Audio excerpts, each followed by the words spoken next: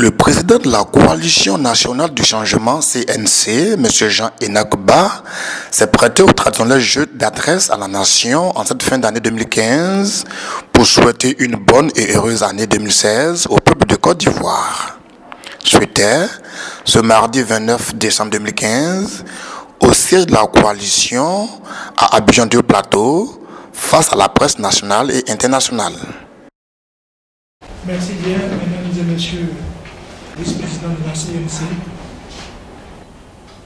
Nous allons passer directement la parole au président pour son discours.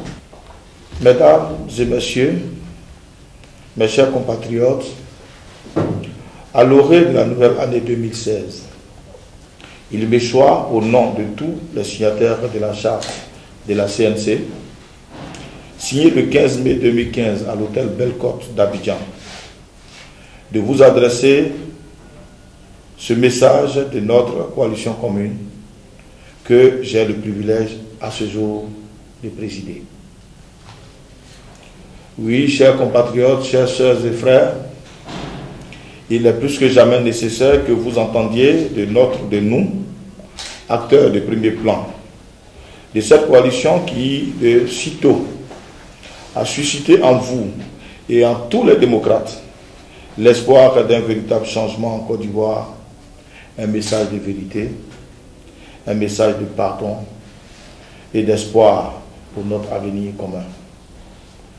En effet, comme vous pouvez le constater, depuis sa création, la CNC s'est fixé de nobles objectifs, contenus en 10 protocoles dans sa charte qui se résumait en un triptyque, à savoir la réconciliation qui passe nécessairement par la libération des prisonniers et le retour des exilés.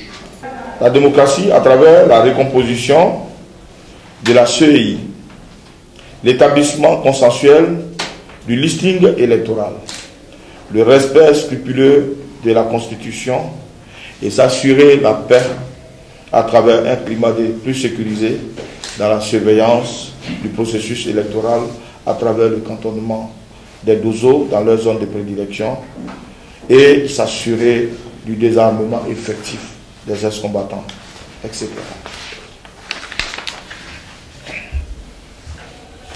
En un mot, le 15 mai 2015, un véritable espoir venait de naître chez tous nos compatriotes, épris de paix et de justice qui voudraient revoir leur pays retrouver son unité et sa splendeur fraternelle d'alors, avec en prime un renforcement effectif de la démocratie.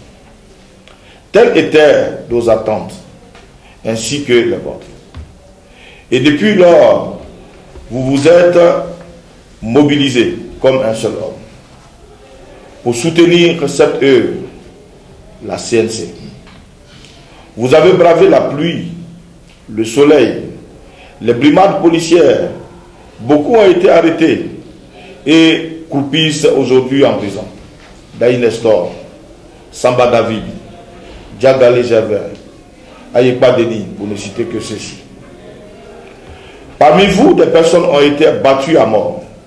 Je me souviens encore de ces drames de Bonoir et de Lobouata, de Djiglo, où des citoyens ivoiriens ont été égorgés au nom de la lutte démocratique engagée par nous. Oui, par nous, la CNC.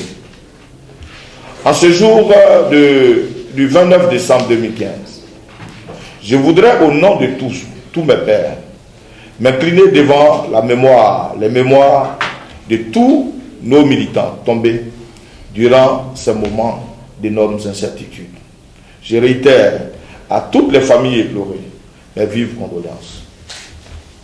Mesdames et messieurs, mes chers compatriotes, devant toutes ces souffrances que vous avez subies de notre fête, en dépit de tous les efforts, de tous les autres efforts à vous consentis, la CNC n'a pas atteint ses objectifs. Aucun point des 10 protocoles devant conditionner la tenue de l'élection présidentielle n'a fait l'objet d'aucune attention du gouvernement. Et malgré cela, fort de nos égos et contradictions internes, des ambitions personnelles et claniques développées par certains parmi nous, qui contre toute attente ont par leurs actions controversées remis en cause le sens de notre combat. La CNC n'a pas pu empêcher que cette élection d'office contestée ait eu lieu. Et je comprends aujourd'hui combien sont ces Ivoiriens qui au final sont déçus et refusent même d'entendre parler de la CNC. À ce jour, je peux vous dire que malgré que la réunion bilan du 18 novembre ait reconnu le manque de réussite que nous avons observé à ce niveau, tout en décidant de la continuation du combat jusqu'à la libération de nos prisonniers, beaucoup sont ceux qui ont décidé d'abandonner la structure pour d'autres démarches dont ils ont les seuls le secret. Tout en vous demandant ce jour et solennellement au nom de tous, pardon pour ces différentes attitudes qui s'apparentent à la trahison de nos espoirs, je voudrais m'adresser particulièrement à ceux des nôtres qui se sont retirés de la course à ce jour. Que devons-nous faire de nos prisonniers? Les prisonniers des meetings et des marches de la CNC. Que devons-nous faire d'eux? Que devons-nous faire de ces mères et pères de famille qui croupissent en prison, loin de leurs activités sociales et professionnelles, par lesquelles ils arrivaient bien à nourrir leurs enfants?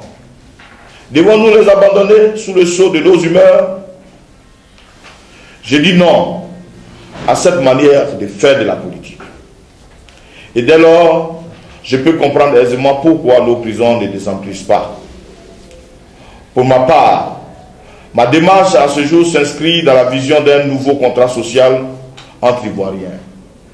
Et c'est dans la dynamique de ce nouveau contrat que s'inscrit la CNC que je dirige dans l'optique de la décrispation totale du paysage politique national. Oui, notre pays a trop souffert des divisions, des antagonismes inutiles, devant lesquels nous regardons aujourd'hui passivement nos frères mourir en prison. Je refuse cela. Et pour moi, il ne doit pas avoir pour nous des sacrifices qui soient au-dessus d'une démarche visant à donner la liberté à nos frères. Ainsi, dans une démarche pacifique et citoyenne, j'invite le chef de l'État à libérer tous les détenus politiques.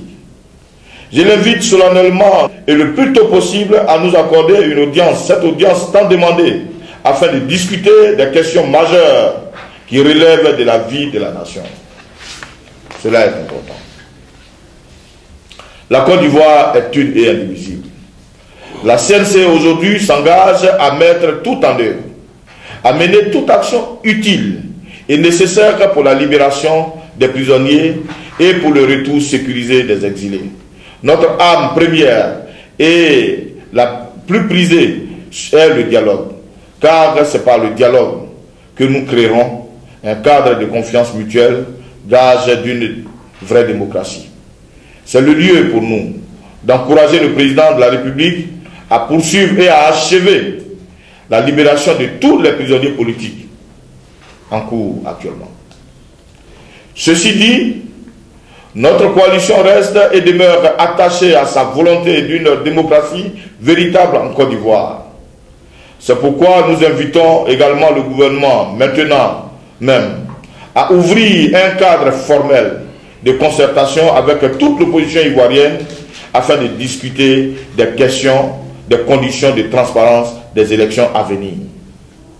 Oui, les présidentielles sont terminées, mais celles à venir sont d'autant importantes que la CNC n'entend pas rester en marge. Mais nous ne saurions aller à des élections sans nous assurer des conditions de sécurité et de transparence. C'est pourquoi, afin d'éviter d'autres désagréments à notre pays, nous invitons le président de la République à créer les réelles conditions de la participation de tous.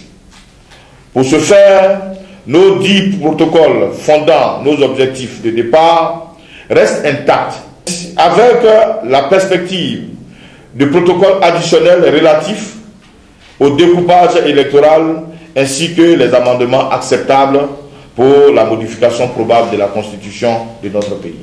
Enfin, pour aborder les questions d'actualité, notamment la question des écoutes téléphoniques et le mandat d'amener concernant le président de l'Assemblée nationale de Côte d'Ivoire, la CNC, tout en invitant le PAN à clarifier cette déclaration, parlant de l'assassinat du ministre Désiré Tagro et de Ibrahim Koulibaly, voudrait appeler chacun à la retenue afin de laisser la justice se saisir de cette affaire. Car si tel était que les deux personnalités ont été exécutées en connaissance de cause, je peux qu'inviter la justice ivoirienne à s'en saisir.